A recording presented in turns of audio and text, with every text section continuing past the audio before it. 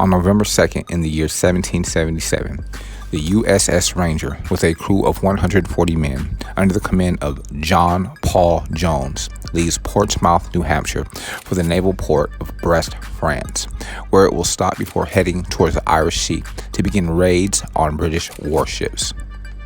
This was the first mission of its kind during the Revolutionary War.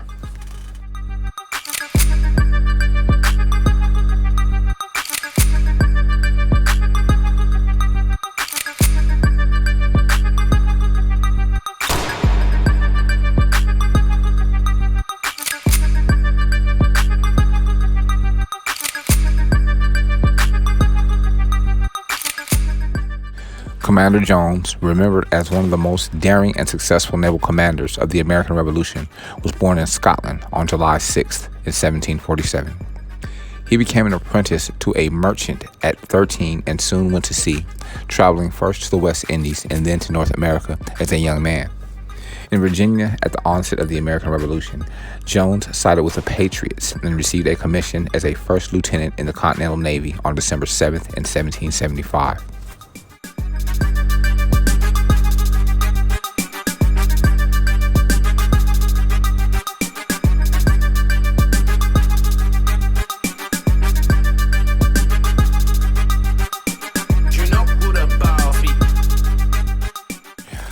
After departing Brest, France, Jones successfully executed raids on 2 forts in England's Whitehaven Harbor, despite a disgruntled crew more interested in gain than honor.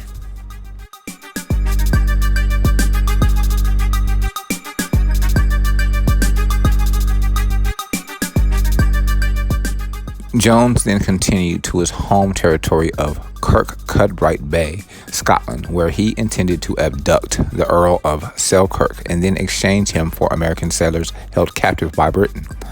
Although he did not find the Earl at home, Jones' crew was able to steal all his silver, including his wife's teapot, still containing her breakfast tea.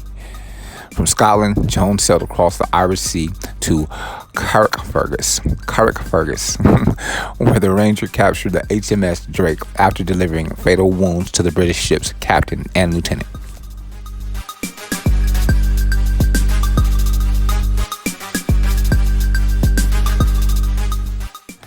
In September of 1779, Jones fought one of the fiercest battles in naval history when he led the USS Bonhomme Richard frigate, named for Benjamin Franklin, in an engagement with the 50-gun British warship HMS Serapis.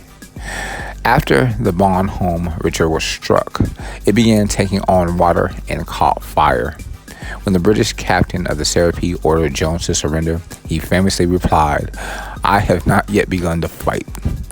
A few hours later, the captain and crew of the Serapis admitted defeat, and Jones took command of the British ship.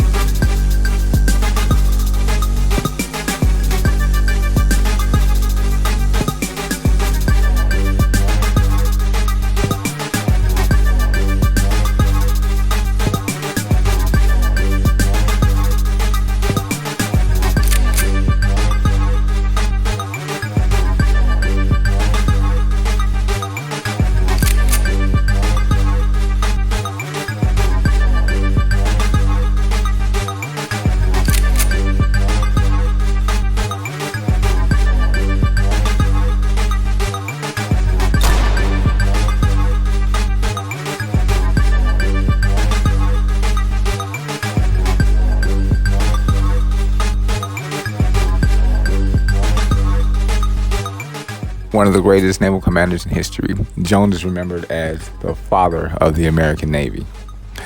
Along with fellow Revolutionary War hero, Commodore John Berry. John Paul Jones's earthly remains are buried in a crypt at the U.S. Naval Academy Chapel in Annapolis, Maryland.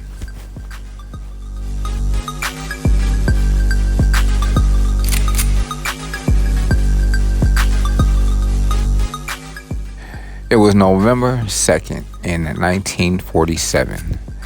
The Hughes flying boat, at one time the largest aircraft ever built, is piloted by designer Howard Hughes on its first and only flight. Built with laminated birch and spruce, hence the nickname the Spruce Goose, the massive wooden aircraft had a wingspan longer than a football field and was designed to carry more than 700 people to battle.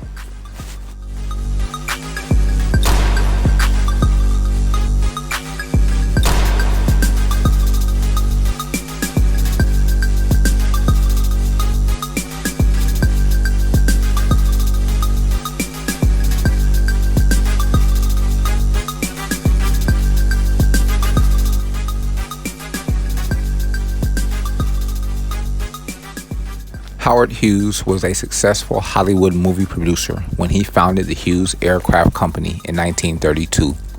He personally tested cutting-edge aircraft of his own design and in 1937 broke the transcontinental flight time record.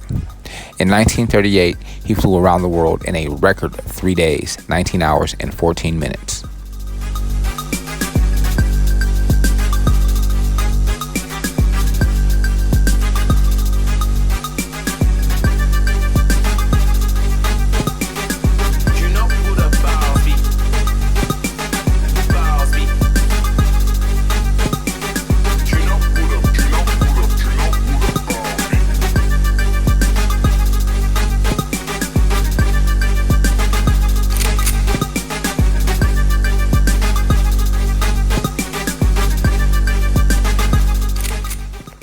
Following the U.S. entrance into World War II in 1941, the U.S. government commissioned Hughes Aircraft to build a large flying boat capable of carrying men and materials over long distances. The concept for what would become the Spruce Goose was originally conceived by the industrialist Henry Kaiser, but Kaiser dropped out of the project early, leaving Hughes and his small team to make the H-4 a reality. Because of wartime restrictions on steel, Hughes decided to build his aircraft out of wood laminated with plastic and covered with fabric. Although it was constructed mainly of birch, the use of spruce, along with its white-gray color, would later earn the aircraft the nickname Spruce Goose. It had a wingspan of 320 feet and was powered by 8 giant propeller engines.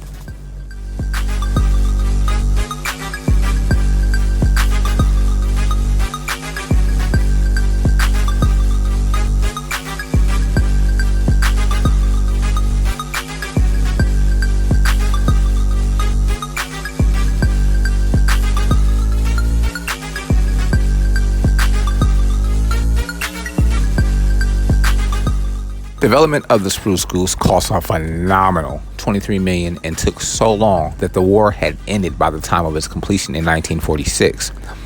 The aircraft had many detractors, and Congress demanded that Hughes prove the plane airworthy. On November 2nd in 1947, Hughes obliged, taking the H-4 prototype out into Long Beach Harbor, California, for an unannounced flight test.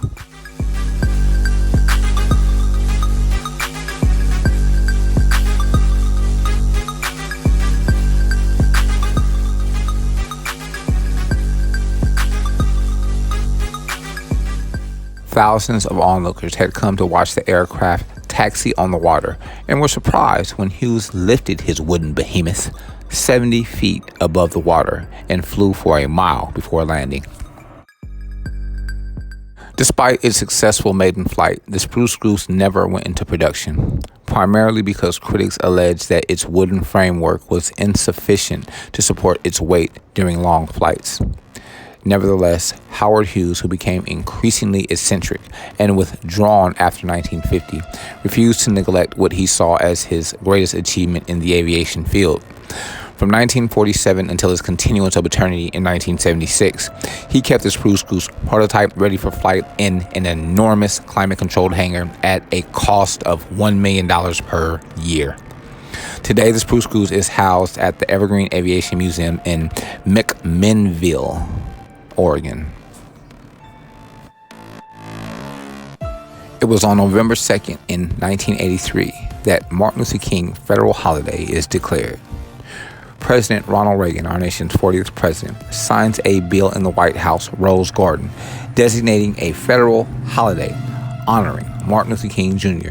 to be observed on the third Monday of January.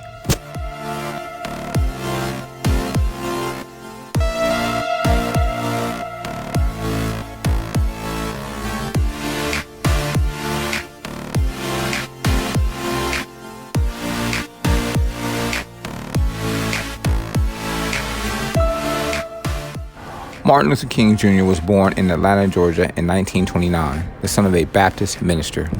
He received a doctorate degree in theology and in 1955 organized the first major protest of the civil rights movement, the successful Montgomery bus boycott. Influenced by Mohandas Gandhi, he advocated non-violent civil obedience to racial segregation. The peaceful protests he led throughout the American South were often met with violence, but King and his followers persisted and the movement gained momentum.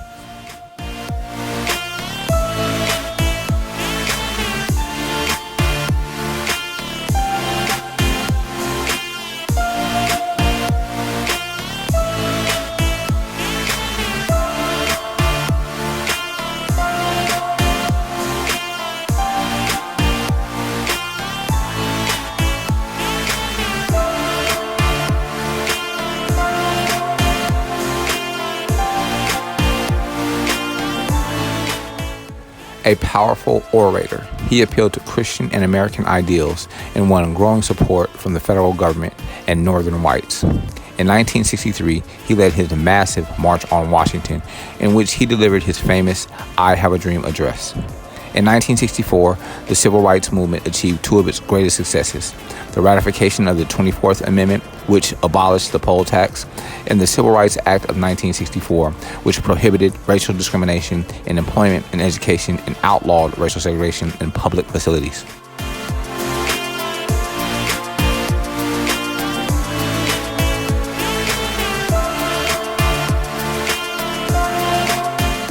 In October of that year, King was awarded with the Nobel Peace Prize.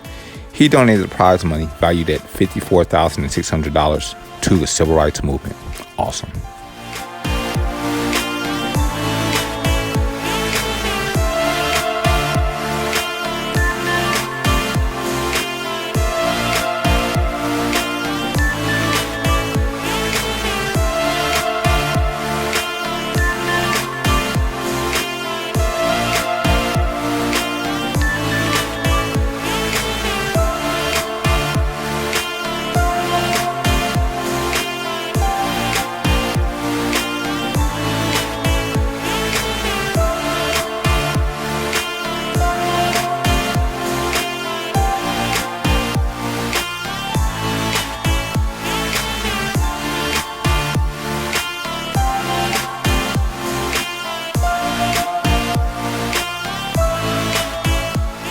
In the late 1960s, King openly criticized U.S. involvement in Vietnam and turned his efforts towards winning economic equality for poor Americans.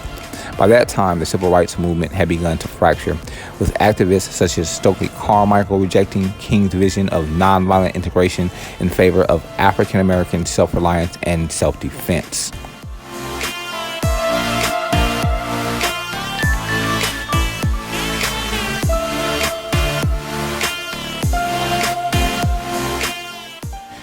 In 1968, Martin Luther King Jr. intended to revive his movement through an interracial Poor People's March on Washington. This action, however, was halted on April 4th in 1968. Martin Luther King Jr. continued his eternity.